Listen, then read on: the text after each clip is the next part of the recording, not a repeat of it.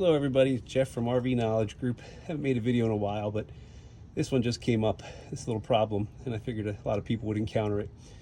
So what I'm trying to do, I changed my car's oil. It's actually harder than changing the RV oil because you have to jack everything up.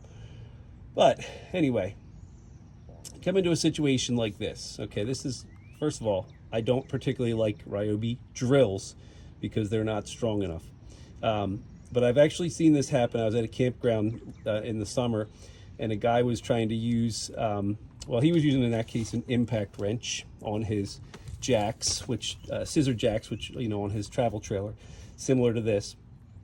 And I guess his drill wasn't working, so he took out the impact wrench, and started banging away at it, and it actually over tightened the screw and damaged his entire scissor jack, and he had to replace, well, he had to fix it enough to get home because he was putting them down when it over screwed. So he had to, he was working for hours to get it off, and then he had to, I'm sure, replace his scissor jack. So you have to be careful if you're using an impact wrench on these scissor jacks because you can over torque them.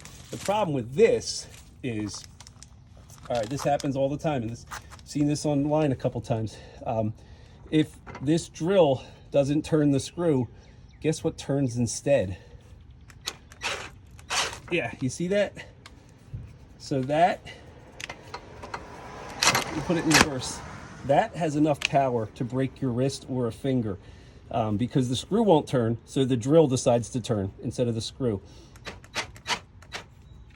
So again, right there, if you kept going, it would turn your hand, and I've seen people do a lot of damage to their hands, break their wrists and whatnot because of that. So the best way to deal with that is to have it on here, and if you get it to kick against these blocks, well, it's still not going to put it up because it doesn't have the power, but at least the drill's not going to turn because this is preventing it from turning. So if you're ever out changing a tire on a dolly or a car or whatever, you have to be really careful of that. Now, the other thing I found while I was doing this, all these leaves here, they were actually, well, you can kind of see, they were up under my hood in a little compartment.